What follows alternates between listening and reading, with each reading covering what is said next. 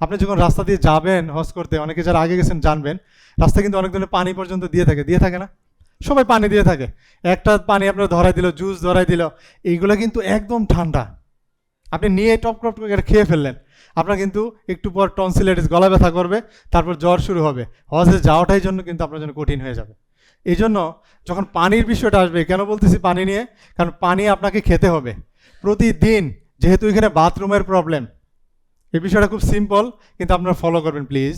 সেটা হচ্ছে, যেহেতু আপনাকে প্রতিদিন প্রস্রাব করার একটা বিষয় থাকবে, সিরিয়ালের একটা বিষয় থাকবে, বাথরুমের একটা সিরিয়ালের প্রশ্ন আছে না, সেই ক্ষেত্রে অ্যাটলিস্ট প্রতিদিন আপনি 3বার যেন প্রস্রাব হয়। যখন আপনি বাইরে থাকবেন, আরাফা মিনাতে থাকবেন, অ্যাটলিস্ট বাথরুমের কাছে থাকবেন, আর 3বার বাথরুম মানে প্রস্রাব হয় সেই পরিমাণ পানি খাবেন। এর বেশি মানে খেয়াল করবেন কিভাবে, যে কারণ আপনি অনেক পানি খাচ্ছেন, প্রস্রাব হচ্ছে না, তার মানে আপনার শরীরে ডিমান্ড আছে পানি। ঠিক আছে? যদি পানি প্রস্রাব করে ফেলেন যে 3বার হয়ে গেছে, 4বার হয়েছে, তাহলে একটু সময় গ্যাপ করেন, আপনি বাকি কাজে একটু ব্যস্ত হওয়ার সময় পাইলেন। ঠিক কিনা?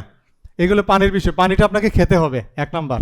2 নাম্বার বিষয় হলো, আমরা যাদের কিডনি প্রবলেম আছে, হার্টের প্রবলেম আছে, তারা বাইরে যে জুসগুলো দেওয়া হবে, এই জুসগুলো আপনার জন্য ওয়ান কাইন্ডস অফ হারাম। আপনার জন্য, কাদের জন্য? যার কিডনি রোগ আছে, যার হার্টের রোগ আছে।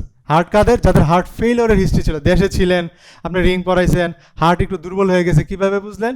সেটা আপনার ইকু করা আছে, সেখানে হার্টের ফাংশন 30 থেকে 40% কমে গেছে, হার্ট অ্যাটাকের হিস্ট্রি আছে। আপনি এই পানিগুলো একটু অ্যাভয়েড করবেন। নর্মাল পানি যেগুলো দিবে এগুলো খাবেন। ফ্রেশ জুস যদি পান, ওখানে পাওয়া যায় অনেক সময়, আপনাকে আপেল দিবে, কেউ মালটা দিবে, এগুলো খাবেন। কিন্তু যেগুলো জুস বানানো প্যাকেটজাত জুস, কিডনি রোগী, হার্টের রোগী, দয়া করে অ্যাভয়েড করবেন। আর যারা নর্মাল আছেন, তাদের ক্ষেত্রে কিন্তু এই জুসগুলো খাইলে পানি খাইতে হবে, নাহলে অ্যাসিডিটি হওয়ার একটা সম্ভাবনা থাকবে, খারাপ লাগবে।